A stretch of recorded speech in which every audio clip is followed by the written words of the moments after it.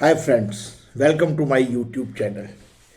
दोस्तों, आज मैं आपको बताऊंगा जो भी हमारे स्टूडेंट्स हैं और जिनके अभी सेमेस्टर एंड एग्ज़ाम्स होने वाले हैं कई यूनिवर्सिटीज़ में, तो मैं आपको कुछ सिंपल टिप्स दूंगा कि आप आंसर कैसे लिखेंगे। देखिए, एग्ज़ाम हॉल में जब हम बैठते हैं, जब हम भी स्टूडेंट थे, तो दिल तेज़ी से धड़कने लगता है। क्या सिलेबस तो पढ़ा है, मेहनत भी बहुत की है, फिर भी डर लग रहा है। अब तो डर क्यों लगता है? क्योंकि हम ये नहीं पता कि हम आंसर्स कैसे लिखेंगे। तो आज मैं आपको उसी सवाल का जवाब दूंगा।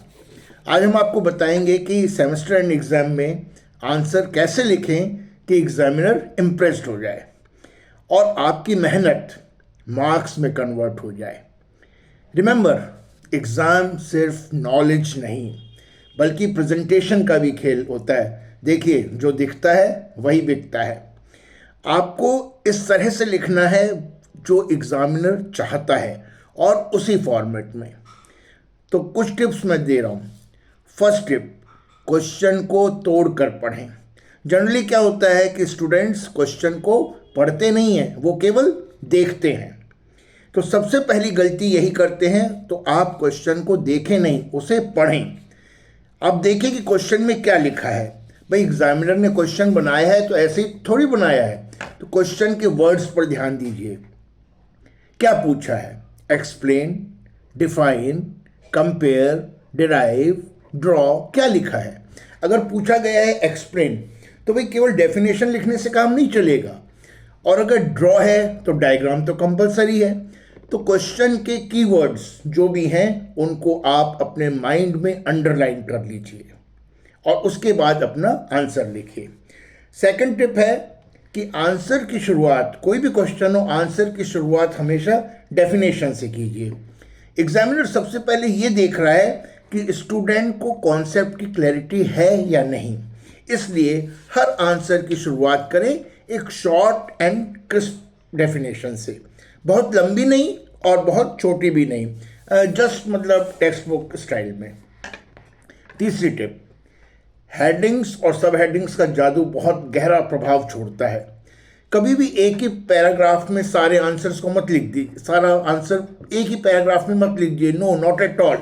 क्योंकि ये आपको नुकसान कर रहा है, सबसे बड़ा नुकसान करता है।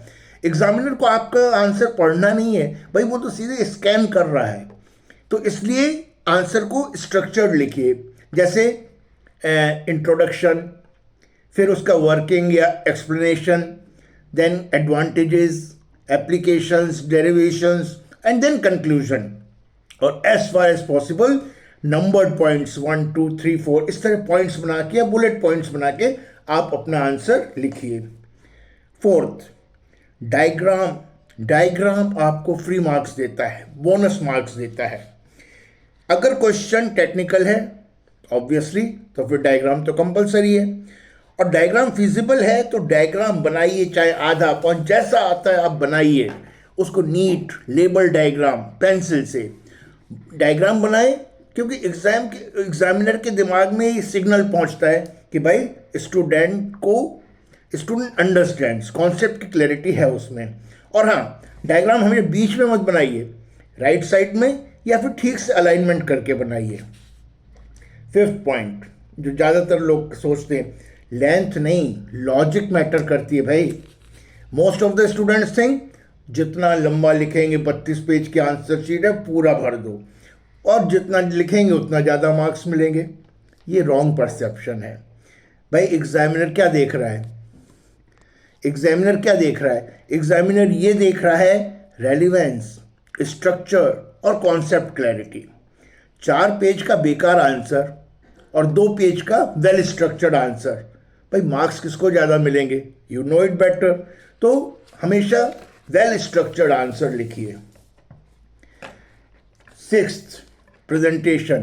प्रेजेंटेशन वो हथियार है जो आप सब भूल जाते हैं। छोटी छोटी बातें बहुत मैटर करती हैं। साफ हैंड राइटिंग, रीडेबल आंसर होना चाहिए, प्रॉपर स्पेसिंग होनी चाहिए, मार्जिन का सही यूज़ हो, ओवर राइटिंग अवॉइड करिए। और याद रखिए, आंसर शीट जो है ना, वो आपकी पर्सनैलिटी रिफ्लेक्ट कर रही है एग्जामिनेशन हॉल में। इसलिए इन चीज़ों का भी ध्यान रखिए। और सेवन्थ लास्ट 5 मिनट्स, जो लास्ट 5 मिनट की स्ट्रेटजी क्या है, पेपर ख़त्म होने से पहले पेज नंबर चेक कर लीजिए, डायग्राम लेबल्ड है या नहीं है, हेडलाइंस को आपने अंडरलाइन किया है या नहीं किया है, क्योंकि ये 5 मिनट्स आपका ग्रेड कन्वर्ट कर सकते हैं, बढ़ा सकते हैं, चेंज कर सकते हैं।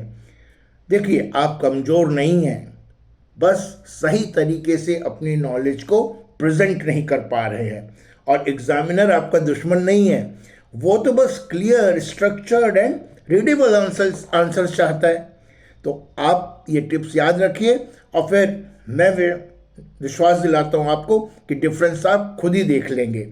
और अगर ये वीडियो आपको हेल्पफुल लगता है तो इसको अपने फ्रेंड्स के साथ भी शेयर कीजिए, और कमेंट में लिखिए, I will write smart, not just hard. So all the best for your exams. और अगर आप इन टिप्स का ध्यान रखेंगे, I am sure you will do wonders. Thank you.